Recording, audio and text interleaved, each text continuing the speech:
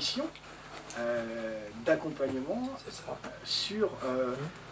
on est limite à l'ubérisation de notre secteur. C'est-à-dire qu'on va se retrouver avec ce qu'on appelle des... Je prends l'exemple et ça va être parlant. Des coordinateurs de parcours. C'est-à-dire qu'on va avoir une personne qui va devoir être accompagnée, et le coordinateur de parcours, l'argument de l'employeur aujourd'hui, c'est de dire, eh ben, s'il est détaché de toute structure associative, qu'on s'entend, ben, elle commence à disparaître, donc tout groupement coopératif ou économie sociale et solidaire, si elle est détachée de ces structures-là, elle ne verra pas les intérêts de la structure, c'est-à-dire qu'en gros, quelqu'un qui viendrait de l'IME, qu'on orientait parce que économiquement c'était intéressant pour l'association, ça lui permettait de vivre, de l'orienter vers une maison d'accueil spécialisée ou un ESAT ou voilà, dans la même association, bah là, la personne détachée de toute association sera beaucoup plus objective et pourra vraiment répondre aux besoins individuels de la personne. Mais elle sera missionnée et payée à la mission. Ce signal d'alerte, donc si j'ai bien compris, il y a une première conférence fin juin sur Rennes. Absolument. Pourquoi aujourd'hui Saint-Malo? Parce que et puis en plus c'est un débat national. C'est parce que je pouvais venir à Saint-Malo aujourd'hui. Oui, mais on et parce que c'est pas beau, on est désolé. Et puis parce que 2 lanceurs d'alerte sur 3 sont de Saint-Malo, c'est nous qui avons initié au départ. Voilà. Des professionnels, René est sur Saint-Malo, Pascal Dagnon est sur Saint-Malo. Voilà, c'est tout. Par ailleurs, ça rentre dans un contexte particulier. Je pense que la période s'y prête aussi, je reviendrai là-dessus. Je voulais juste rappeler une chose. Aujourd'hui, les milliards de la sécurité sociale financent notre secteur. Ces milliards, on veut les faire revenir dans le secteur, on veut les récupérer. Le système capitaliste a la particularité de vouloir récupérer nos assurances sociales, ce qu'on met ensemble de côté collectivement pour payer nos droits. Ils viennent de récupérer des milliards sur le chômage, en baissant les droits. On peut penser ce qu'on veut de ce qu'on fait, nous, organisation, dans ce contexte, mais en tout cas, c'est le cas. Sur la sécurité sociale, c'est clair. Et nous sommes du financement sécurité sociale ou d'État fiscalisé. On est en train, donc, de nous voler de l'argent qu'on met de côté pour tout ce qu'on a décidé collectivement, normalement, de prise en charge. Et d'ailleurs, quand on ne veut pas faire entrer dans la Sécu, on fait autrement. Le 5e risque, c'est pas faire entrer dans la Sécu, c'est tout à fait autre chose. Donc c'est-à-dire qu'on est en train d'essayer de remettre, au-delà des structures, de leur disparition, le modèle associatif n'est pas encore détruit, il existe encore. Mais en tout cas, le modèle marchand, où il faudrait trouver de l'argent ailleurs, les fondations, la quête, que font bien certaines associations historiques dans notre secteur. Aujourd'hui, donc, on nous vole de l'argent qui devait servir normalement à l'intérêt de tous, dans le cadre d'un modèle républicain d'égalité de droits. En gros, la prise en charge de mon enfant handicapé doit être la même ailleurs, je dois avoir les mêmes moyens, que je sois à Lille, dans le sud, etc. On a détruit les modèles de financement, puisqu'on nous répète en ce moment que c'est les départements qui décident au final s'il y a les moyens ou pas, puisque l'État n'a pas les moyens de tout. Voilà, si vous voulez. C'est-à-dire qu'en gros, comme on a décentralisé, on renvoie toujours la responsabilité à l'autre. À l'ARS, c'est une structuration, c'est l'État quand même qui décide dans l'ARS, ils sont majoritaires, c'est eux qui décident. C'est eux qui ont le poids, le pouvoir, l'argent, enfin le moyen de décider. Voilà. Donc on est dans ce modèle où tout ce qu'on a construit collectivement est en train de disparaître. Et on ne s'en rend pas compte. Alors nous, on s'en rend compte parce qu'on est à la fois salariés concernés directement, mais parce qu'on est aussi salariés qui s'occupons de personnes qui bénéficient de ces droits. Et qu'au quotidien, l'expression aujourd'hui de la colère dans le secteur, des mobilisations qui auront lieu demain, sont l'expression aujourd'hui du ras-le-bol général, des conditions de travail, des conditions de salaire, des conditions de remise en cause de nos droits, qui passent par la destruction des conventions collectives, un modèle où aujourd'hui le gouvernement et l'État décident de nos négociations paritaires, il vient mettre sa main dans nos négociations, la Fourcade a mis sa main, demain ce sera un autre qui vient nous expliquer comment Pifto nous expliquera comment on négocie les conventions collectives. En fait, pas pour préserver les conventions collectives, pour les détruire. Parce que les conventions collectives, c'est les congés, le niveau de salaire, la reconnaissance du niveau de diplôme, la qualification. Et aujourd'hui, le modèle qu'on construit, c'est un modèle où on n'a plus besoin de personnes qualifiées. Puisqu'en gros, on renvoie à l'individu sa capacité peut-être demain à s'occuper. Et par ailleurs, on renvoie la responsabilité, la culpabilité aux parents. Si on regarde sur les IME, c'est terrible. C'est-à-dire qu'ils avaient en face d'eux, à un moment donné, des professionnels avec lesquels ils pouvaient discuter. travailler la question de l'inclusion, pas de l'inclusion, comment on faisait. Aujourd'hui, on les renvoie à la responsabilité, on leur offre des places quand il n'y en a pas dans les écoles. On détruit ce qui est de l'instruction publique aujourd'hui. Hein, on nous explique que l'instruction publique, c'est plus de l'éducation nationale. Donc si c'est de l'éducation nationale, on n'instruit plus. Donc pourquoi on ferait des classes où on pourrait instruire? Pourquoi on aurait un programme? Voilà, on est dans un modèle où on est en train, au nom du fait qu'il faut récupérer cet argent, nous voler cet argent, je le dis, d'une certaine façon, détruire tout le modèle et tout ce qu'il constitue, tout ce qu'il finance. Et à partir du moment où vous n'avez plus de financement, pourquoi mettre l'argent là? Pourquoi le faire là? Voilà. Donc d'une certaine façon, je dirais, aujourd'hui, ça s'explique aussi, pas simplement parce que c'est aussi le moment et le temps. Le ras-le-bol est là. Je rappelle, les professionnels ont travaillé dans le moment du Covid, sans protection, on s'est battu là-dessus. Leurs collègues étaient malades, ils les ont remplacés, ils ont travaillé dans des conditions, si vous saviez les conditions, ils travaillaient 7 jours sur 7, certains, ils ont même accepté de s'enfermer dans les boîtes pour ne pas sortir, protéger les gens. Des choses qu'on a eu, un retour en arrière, enfin, voilà, des situations comme ça. On leur donne rien, on leur explique que leurs salaires ne vont pas augmenter, on leur explique qu'ils n'auront jamais les 183 € qui sont... C'est une aumône même aujourd'hui. Leurs salaires sont même figés depuis plus de 30 ans. Ils sont figés depuis 30 ans.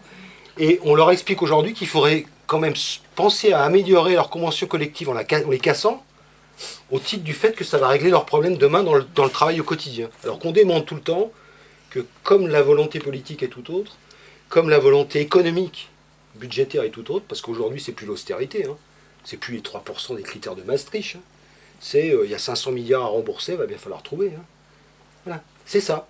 Et notre secteur, qui est vraiment du droit privé et un financement public, ben on est et qui s'occupe vraiment des plus en difficulté, ben on coûte. Je te trouve ingrat, Pascal.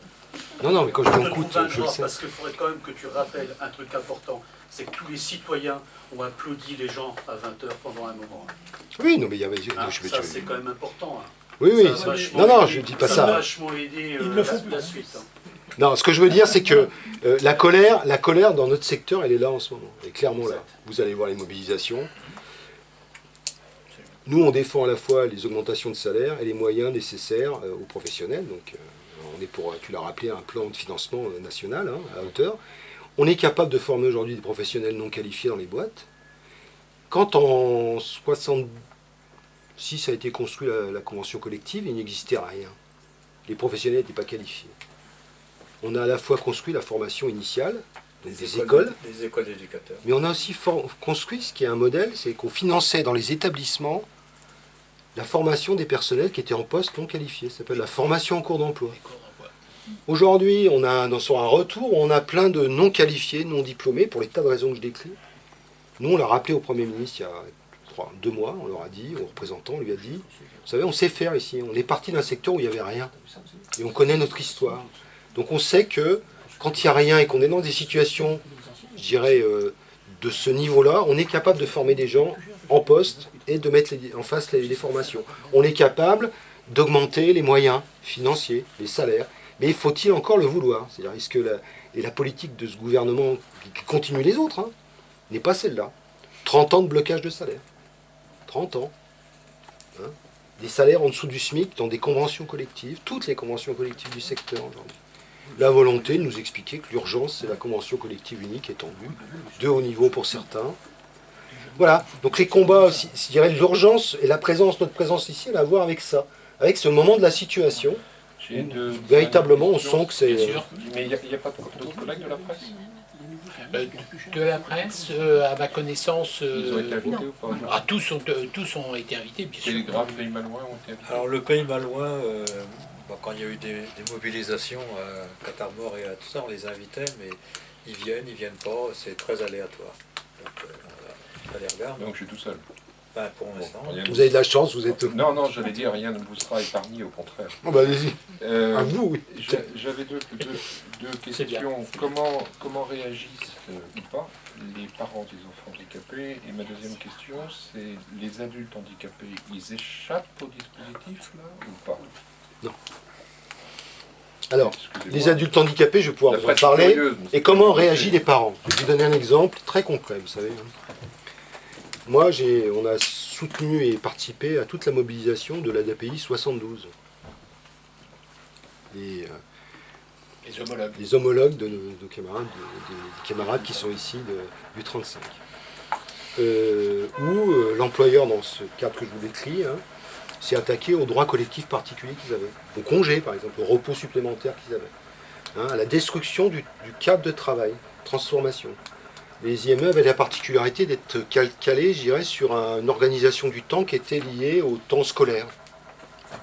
Donc on construisait les choses à la fois dans le temps scolaire, parce que ça on était dans un rythme scolaire, spécialisé mais scolaire, et il y avait le temps de l'été, le temps des vacances qui correspondait, c'est-à-dire on est sur un modèle qui était celui-là, spécifique, spécialisé, avec si besoin, je racontais tout à l'heure, le temps nécessaire pour aller à l'extérieur, aller en classe pour certains, etc.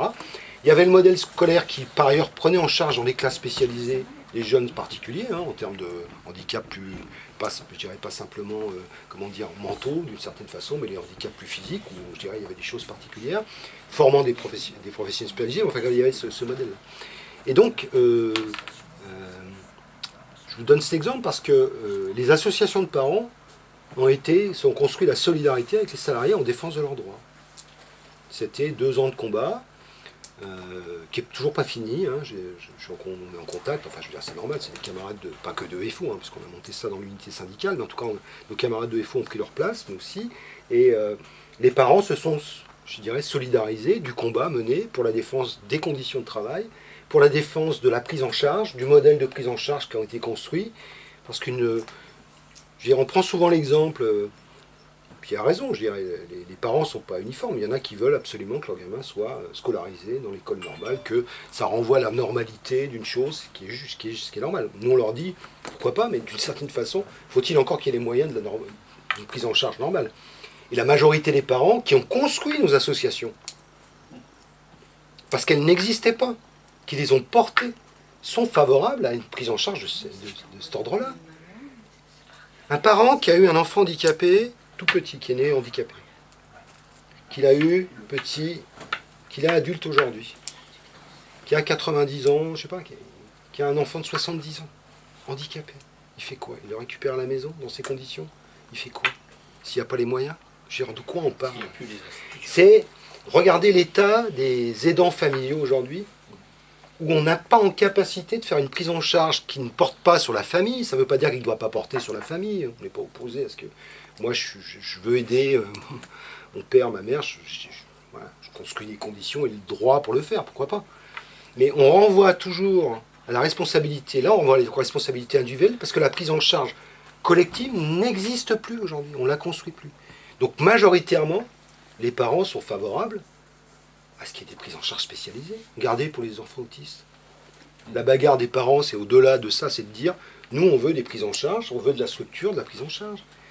C'est pas pareil de porter les choses individuellement, avec sa propre culpabilité, tout ce qu'on veut, toute son histoire, que d'avoir, pouvoir travailler en plus avec des professionnels qualifiés, diplômés, dans un lien où on travaille les choses. On ne travaille pas les choses dans un modèle d'enfermement. On a sorti les jeunes du bagne, dans l'éducation, de la protection de l'enfance. Ils tapaient des cailloux. On les a sortis des structures d'enfermement spécialisées. Moi, j'en ai connu. De l'HP. Je suis pas. Colonie pénitentiaire de Bélier-en-Mer. Tout à fait jeune, mais plus tout à fait vieux. On a construit des structures, des structures médico-sociales spécialisées, par exemple, sur ces éléments-là, pour dire on les sort de l'enfance, de la prison, par exemple, etc. Comme on sort l'enfant handicapé de la maison, du domicile, de la rue, de conditions qui font qu'il n'évoluera pas. Et aujourd'hui, on nous renvoie au fait qu'il faudrait peut-être revenir à ça. Alors, vous comprenez bien que les professionnels, je dirais, sont forcément en désaccord et ils sont d'autant plus en colère que 2 ans de confinement, enfin de situation de confinement, de Covid, où on les a traités comme de la merde, où on n'a pas respecté leurs droits, il a fallu se battre pour avoir des masques. Je me suis battu avec des camarades dans les boîtes pour avoir des masques dans ma propre association. Je suis mis à disposition. Où on s'est bataillé, etc. On est dans une situation où là, il y a un ras-le-bol. Les salaires sont là, sont bloqués, le coût de la vie augmente, on est de plus en plus pauvre. Vous avez des salariés aujourd'hui qui touchent moins, qui n'ont même pas les moyens, ce que tu rappelais, de se déplacer. Les AESH, c'est comme dans l'aide à domicile. C'est les salariés qui payent pour partie leurs frais de déplacement et quand ils ne peuvent pas, ils ne vont pas travailler. Parce que ça leur coûte plus cher. On sera d'ailleurs, nous, avec eux la semaine prochaine pour le premier combat collectif sur l'avenant 43, sur les questions de salaire, de reconnaissance de classification, on sera dans le tas. Voilà. Oui, voilà. Je ne sais pas si j'ai répondu avec vous sur les parents. Puis il y avait une autre question. Sur les adultes. Ah, sur les adultes. Alors les adultes, je vous ai donné des exemples tout à l'heure. Les adultes, on va les remettre dans le droit commun.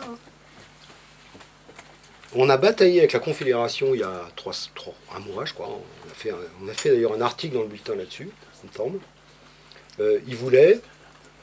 Ils avaient tout un projet de mise sur le marché du travail des adultes des ESAT. Vous savez que le financement des ESAT, c'est un financement d'État et puis lié aussi aux résultats d'exploitation. Il y a une partie qui est financée par les départements. Mais, et de l'autofinancement. Et puis de l'autofinancement lié aux résultats.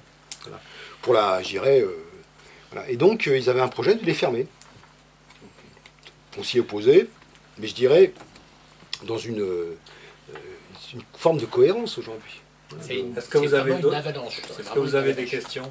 Oui, moi je vais être obligé de parler. Juste par rapport aux adultes, moi, je suis salarié d'un foyer de vie en fait, qui accueille des adultes en situation de handicap qui ne sont pas en capacité de travailler et qui ne nécessitent pas un accompagnement médical important, mais qui nécessitent un accompagnement éducatif du fait de leur pathologie psychiatrique importante. Oui.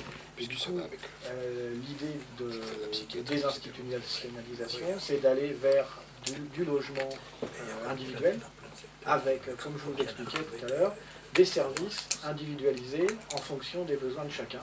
Et donc voilà.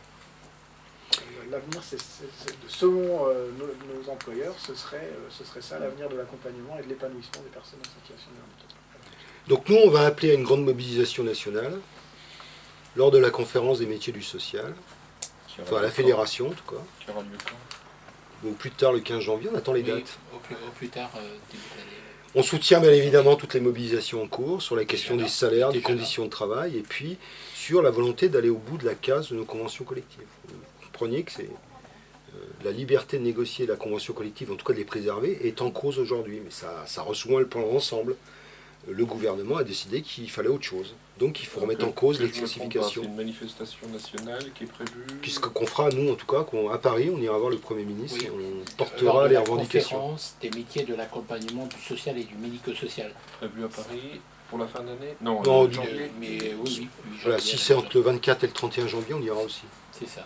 Attendez, je note, parce que je ne peux pas me tromper. C'est manifestation nationale prévue à Paris en janvier. Eliane, tu voulais dire quelque chose? Concernant la conférence des métiers de l'accompagnement du social et du médico-social, ce sont les termes annoncés par le Premier ministre, M. Castex. La conférence des métiers de l'accompagnement, du soin et de l'accompagnement du social et du médico-social. Donc le volet protection de l'enfance. Oui, je veux bien. Bien sûr, ça de documentation. Tout à fait. On en fait état. C'est une motion qui a été adoptée pas plus tard que hier soir. Je voulais dire un mot en tant qu'éducation, ex-éducation nationale. Je suis directrice d'école retraitée. J'étais enseignante en maternelle, directrice d'une école maternelle. Bon, je ne vais pas entrer dans le détail, ce serait trop long, mais pareil, pour faire des économies, il y avait 2 écoles maternelles de 4 classes.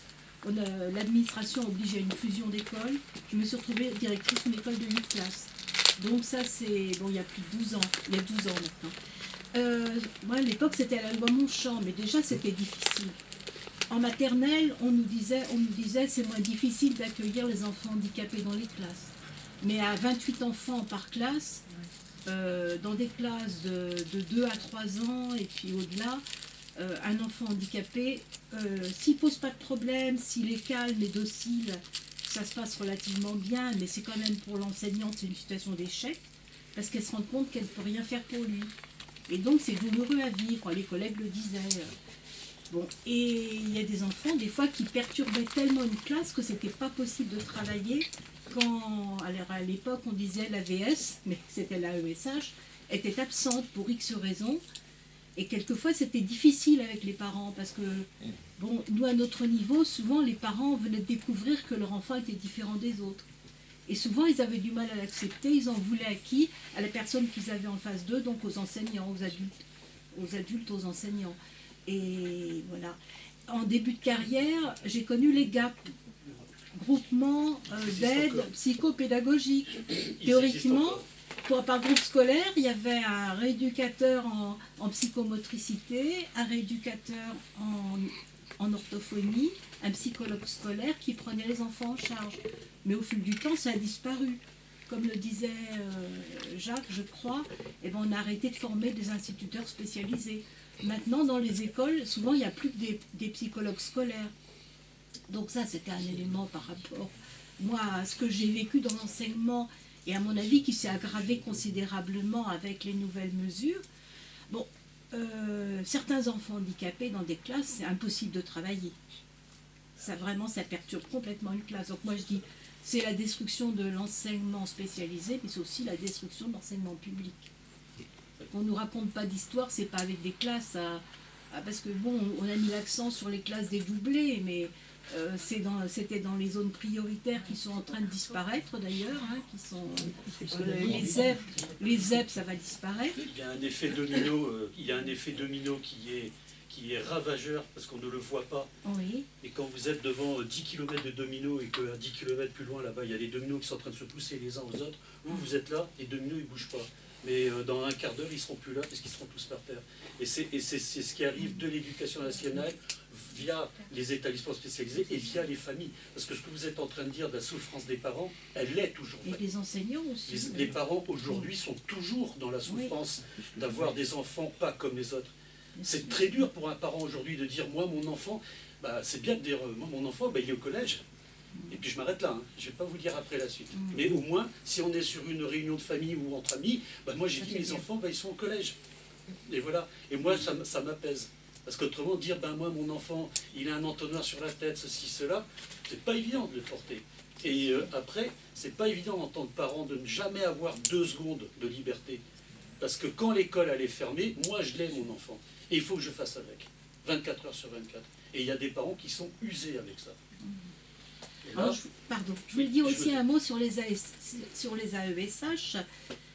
Parce que moi je suis à l'autre bout du département, j'habite près de Dole de Bretagne, et il y a notamment une école, l'école Louise Michel, où les AESH se sont fortement mobilisés, même s'ils n'ont pas pu aller à la manifestation à Paris, parce que c'est compliqué de Dole d'aller jusqu'à Rennes pour le quart, enfin bon, ils se sont fortement mobilisés avec les enseignants contre les PIAL, parce qu'en début d'année, la coordonnatrice a dit au directeur, courrier au directeur, vous avez tant d'heures, il va falloir répartir autrement parce qu'il n'y a pas suffisamment de moyens, donc un AESH va être enlevé de l'école pour aller sur une autre école où pour l'instant il n'y avait personne.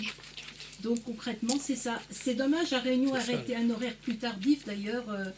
Peut-être que des AESH auraient pu venir porter leur témoignage parce qu'ils sont fortement mobilisés. Ils ont manifesté le 13 octobre à Paris.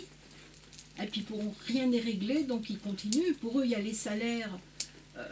Qui peut vivre avec 700 € par mois, 600, 700 € par mois. En plus, quand il faut se déplacer, les frais ne sont pas pris en charge. Pour eux, c'est aussi une souffrance de ne pas pouvoir correctement s'occuper des enfants qui leur sont confiés. Et puis voilà, les PIAL, ça aggrave considérablement leurs conditions de travail et la prise en charge des enfants dans les écoles. Donc, on veut prendre soin de ceux tous ces problèmes sont liés.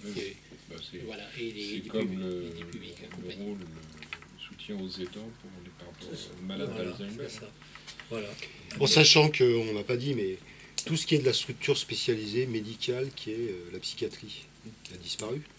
La prise en charge des adultes, de la pédopsychiatrie et la psychiatrie est en train de disparaître de ce pays. On crée des plateformes aujourd'hui de suivi pour envoyer, pareil, pour trier les enfants, qui détruisent donc le modèle, pour renvoyer aujourd'hui aux psychologues, même pas dans les structures, mais aujourd'hui individuellement, qui je dirais qu'ils font du travail, comme on appelle ça, quand on n'est pas auto-entrepreneur, pas auto-entrepreneur, mais enfin bon, ambulatoire. En libéral. Donc on renvoie toujours la capacité, ce que j'ai dit tout à l'heure, à la fois on détruit des choses. Alors ils ont découvert que la structure d'appel de soins de pédopsychiatrie, ça avait un problème, c'est que les enfants appelaient du monde entier. Donc ils ont créé une structure internationale où ils sont en incapacité de répondre aux demandes parce qu'ils reçoivent des appels. Ils disaient, je lisais ça il y a une semaine, quelque chose d'extraordinaire, c'est-à-dire que on met en place un modèle pour détruire les structures d'accueil spécialisées, pour détruire le fait que les professionnels tels que les psychologues décident, enfin, je dirais, soit dans une relation particulière avec les parents qui viennent les voir, se soigner, etc., ou qui décident de passer la porte d'un CMP. On n'a plus de structure d'accueil ou on en a moins. On les envoie sur des modèles téléphoniques, où quelqu'un les oriente pour peut-être les envoyer, si c'est pas trop grave. Et qu'est-ce qu'on peut dire de ce qui n'est pas trop grave? Soit sur du libéral, soit peut-être dans les CMPP où il n'y a pas de place. C'est-à-dire qu'on répond au manque de place par des réponses qui sont inadaptées à une prise en charge qui nécessite d'être présent au quotidien. Vous savez, le domicile, ça a pour particularité, moi j'ai fait de l'action éducative à domicile. Donc, je faisais des prises en charge éducatives de parents en prévention avant, je dirais, dans une situation qui apparaissait, où on essayait en avant d'aller sur un placement, on travaillait avec les familles. À domicile, vous n'êtes pas présent tous les jours. Je ne dis pas qu'il faut être présent tous les jours, mais vous êtes sur des modèles où vous pouvez même gérer l'absence de professionnels. Vous pouvez même créer des règles où on vous dit vous allez les voir une fois par an, ça devrait peut-être suffire. On a, de la fait de la crise sanitaire, eu des situations où ce type d'activité c'est pas même passé par le téléphone, voire la visio quand il pouvait. Donc on est sur des modèles aujourd'hui où la prise en charge individuelle, le rapport, le lien personnel, le travail humain, on nous explique qu'il faut le modifier et en faire autre chose. Donc il faut fermer la structure collective, tout en nous expliquant que quand on sera seul chez soi, on sera dans du collectif. On n'a rien compris. Voilà, on ne comprend pas, mais c'est pas l'objet. Soit avec sa pathologie, le collectif, soit même avec sa voilà. propre pathologie. Et où tout ce qui est des structures, du collectif qu'on a construit, qu'on a financé, disparaît. Et où on renvoie l'individu à sa force de capacité ou pas. Il a des parents, tant mieux. Il a son père ou sa mère encore vivant, tant mieux. Il a personne, tant pis. Il sera dans la rue, il sera dehors, il sera ailleurs, il sera expulsé. On ne sait pas. Et où même la responsabilité individuelle n'est pas la même. Voilà. On est sur un modèle destructeur. Ce qui est très alarmant, c'est que, alors même qu'on est aux prémices d'un fonctionnement d'une école inclusive, par exemple, dans les Côtes d'Armor, on s'est rendu compte que les écoles sont en train de fermer. 70 enfants qui n'avaient pas l'accompagnement que leur promettait la MDPH, et les camarades instituteurs des Côtes d'Armor se sont mobilisés pour que le DAZEN leur réponde, le directeur académique leur réponde et leur dise qu'il allait mettre les moyens pour accompagner ces 70 enfants, donner la possibilité d'être accompagnés par des AESH à ces 70 enfants. Et contrairement à leur attente, ce que leur a répondu le directeur d'académie, c'est que la MDPH faisait trop d'orientation de handicap. Voilà où on en est. C'est-à-dire qu'il renvoyait sur le fait même que les personnes, enfants handicapés, soient identifiées comme des personnes handicapées. Compris. Merci à vous. Je vais faire 2 photos. Madame, vous avez une responsabilité particulière? Oui, elle a la particularité de ne pas percevoir de salaire en ce moment parce qu'il paraît qu'elle ne répond pas aux critères de santé et de sécurité qui lui sont imposés. De parité, ce serait bien aussi. Celui de commander 183 € aussi. Alors, j'avais noté donc Monsieur Talek, oui, tout à fait. Pour le René Mal et Pascal Correct et Madame. Pour finir, si dans les établissements vous souhaitez faire des réunions avec vos collègues, nous inviter, Pascal, moi, on est disponible, mais c'est à vous de l'organiser, parce qu'effectivement, pour pouvoir expliquer ça aux collègues, parce que je pense que malgré tout, sur les questions qu'on a débattues, les collègues n'ont pas idée de la moitié de ce qui est en train de se passer. Même s'ils souffrent des conditions de travail, ils n'ont pas idée de ça peut être aussi pour vous. Excusez-moi. Ah oui, c'est pour moi ça aussi. Oui, c'est pour vous. Je suis preneur. Bien sûr. On peut se mettre derrière le mur si vous voulez. Non, je vous propose une photo avec et sans masque. D'accord. La rédaction. Ouais, j'avais une dernière question sur l'impact presse sur la conférence de fin juin à Rennes. Vous avez eu un papier ou pas? Et si oui, pas du tout? Non. Même on a été couvert par Radio Alpha et Canal B. Oui. Et la presse écrite n'était pas là? Et TV Rennes et Laurent Le Goff n'était pas venu. Il s'était excusé au dernier moment. Donc il n'y avait pas eu de presse écrite? Il n'y avait pas eu de presse écrite. D'accord. Moi, c'est la honte. Hein. Ce secrétaire général qui vient sans badge, sans rien, c'est pas possible. C'est qui ça se trouve. Non, non, là, je me ferais tuer par les formateurs de la fédération. Je dirais, tu fais n'importe quoi. Rappelle-toi où tu es. Oui, mais je suis à IFO. Moi, je le sais. Ah, merci, merci. Super. Voilà. Votre appareil, si je pense. Non, mais c'est vrai. Hein. Heure de chant, pardon. Vraiment, Excusez-moi, je peux pas prendre tout le monde et puis la salle n'est pas très grande. Alors avec le masque. Ah, avec le masque. Bah oui, je suis désolé. C'est la dictature de la presse. Ah non, non, vous êtes, on sent pas sous... On n'en est pas là quand même. Je vais faire une photo sans masque. Sans masque maintenant. Voilà. Non, d'abord avec masque. J'en fais une autre. Merci, sans les masques. Ah, super. S'il vous plaît. Et du coup, vous nous sortez Oui, je vais bien. pas. Merci beaucoup. On va changer d'angle, ça vous va? Pardon. Puis on a été filmé. Ah oui, oui, t'as raison. Merci, c'est le Beaujolais. On croit qu'on c'est le Beaujolais nouveau là. C'est bizarre, il est noir le Beaujolais nouveau. Je Merci, comprends pas Jacques. bien. Allez, vous êtes prêts? Oui. Non, mais Merci. Jacques, il a raison, il tient Merci l'image beaucoup. de marque de l'Union locale de Saint-Malo. Et vous voulez avec barbe ou sans barbe? J'ai le temps de me raser peut-être. Merci à vous de votre Alors là, attention. Voilà, il faut remercier l'Union locale de Saint-Malo qui Oui, prête qui ses nous a locaux accueillis et absolument. c'est avec plaisir qu'on vous accueille. voilà, Fabienne et Jacques, Et une nouvelle fois, Pascal. en sachant Par que, contre, j'ai que nos locaux sont à votre disposition pour toute réunion. Passer par la C'est grâce à CSVT monsieur pour rentrer dans les salles. On a été viré de salle. Et si tu veux, le maire de On Saint-Malo a dit qu'on défendait le savait qu'on d'asile. dirait non et qu'on n'aurait plus de salle. de presse. Et comme moi, tu sais bien que je suis très œcuménique, j'ai convaincu mes collègues de Saint-Malo de Alors, dire comme, oui. Et comme ça, comme l'a dit on a des Pascal, locaux. la réunion Mais ne se bon. déroule pas hors du temps et de l'espace. On a un appel départemental et aussi régional, puisque nos camarades des Côtes d'Armor nous ont rejoints. Le 7 décembre, un appel unitaire pour les 183 € net mensuels pour toutes et tous, tout de suite, sans contrepartie.